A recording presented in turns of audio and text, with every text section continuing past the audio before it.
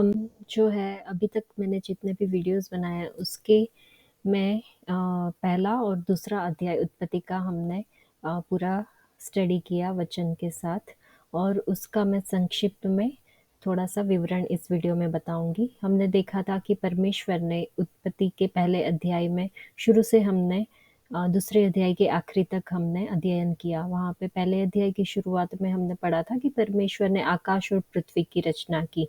बाद में हमने देखा कि उन्होंने पानी को पृथ्वी से अलग किया। उसके बाद हमने देखा था कि परमेश्वर ने जो है वो अलग-अलग प्राणियों को बनाया, आकाशमंडल को बनाया, तारागण को बनाया, दिन पे प्रभुता करने के लिए सूर्य को और रात में प्रभुता करने के लिए चाँद को बनाया। उसके बाद हमने देखा कि उन्होंने जानवरों को बनाने के बाद में जो है छठे दिन को आदम को बनाया, मनुष्य को बनाया, खुद की प्रतिमा में बनाया। मनुष्य को बनाने से पहले उन्होंने जितने भी सृष्टि की, सृष्टिकर्ता ने जो भी चीज़ें बनाई, सब कुछ उन्होंने शब्द के द्वारा बनाया। हमने देखा उन्होंने कहा कि उजाला हो और हो गया। उन्होंने कहा कि पानी के अंदर जल के अंदर जंतुएँ हो, जानवर हो हो गए। उन्होंने कहा कि आकाश में उड़ने वाले पक्षी तो हो गए। तो हमने देखा कि परमेश्वर के द्वारा बोले गए शब्द से सृष्टि की रचना हुई, जहाँ पे कुछ भी नहीं था, शून्य था, उधर उन्होंने अपने शब्दों के द्वारा सृष्टि की रचना की। तो उन शब्दों में कितना सामर्थ्य था वो हमने देखा। उसके बाद हमने देखा कि उन्होंने इंसान को, आदम को जो है अपनी इमेज में बनाया, अपनी प्रतिमा में बनाया, अपने स्वरूप में बनाया। तो जो इतने सामर्थी परमेश्वर है, उन्होंने अपनी प्रतिमा में इंसान को बनाया। तो उन्होंने चाहा कि इंसान भी इतना ही सामर्थी बने। तो हमें सोचना चाहिए कि हमारे शब्दों में भी ताकत है, हमारे शब्दों में भी सामर्थ्य है। हमें कभी भी कुछ भी शब्द का उपयोग नहीं करना चाहिए। हमें सोच समझ के जो है हमारे शब्दों का उपयोग करना चाहिए। ये सीख हमको यहाँ से मिल सकती है। उसके बाद हमने देखा कि परमेश्वर को अच्छा नहीं लगा कि आदम अकेला था। उन्होंने सोचा कि आदम के लिए, उसके लिए एक सहायक बनाया जाए।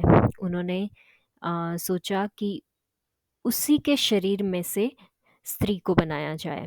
तो हमने देखा था कि परमेश्वर ने जो है वो आदम की पहली सर्जरी की और स्त्री को बनाया। उसकी पसली की हड्डी निकाल के परमेश्वर ने उसके अंदर, शरीर के अंदर मांस भर दिया।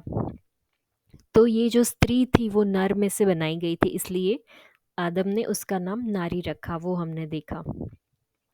तो ये 7 दिन की जो परमेश्वर की सृष्टि थी, जो उन्होंने बनाया था, उससे हमें पता चला कि इस संसार में 7 दिन का जो सप्ताह हम मनाते हैं, 7 दिन का ही क्यों होता है, वो हमें पता चलता है कि इसकी शुरुआत परमेश्वर ने की थी। पिछले वीडियो में आप देख सकते हो। और उसके बाद हमने आगे देखा था कि परमेश्वर ने आदम को जो है वो वाटिका दी थी, उसका अधिकारी बनाया था पृथ्वी के ऊपर, हर चीज़ के ऊपर, जितने भी सृष्टि परमेश्वर ने की, आदम को उसका अधिकारी बनाया था। और परमेश्वर ने अपनी प्रतिमा में, अपने स्वरूप में आदम और हव्वा को, दोनों को बनाया, क्योंकि वचन में लिखा है कि वहाँ पे परमेश्वर ने कहा आओ हम अपनी प्रतिमा में मनुष्य को बनाए, नर और नारी को बनाए। तो परमेश्वर की नज़र में जो है वो पुरुष और स्त्री का महत्व एक समान है। हमने ये भी देखा कि परमेश्वर ने एक विवाह की रचना की। शुरुआत जब की उन्होंने आदम और एक स्त्री को रख के उन्होंने एक विवाह की रचना की। और परमेश्वर ने कोई भी हमारे लिए कन्फ्यूज़न नहीं छोड़ा कि ये नर है कि नारी है। उन्होंने स्पष्ट रूप से वचन में कहा कि आदम को बनाया, मनुष्य को, और उसके लिए स्त्री को बनाया, उसके सहायक के रूप में बनाया और उसकी पसली की हड्डी निकाल के बनाया। मतलब कि परमेश्वर चाहते हैं कि हस्बैंड और वाइफ का जो रिलेशन होता है, पति और पत्नी का जो संबंध होता है, वो कितना गहरा होना चाहिए।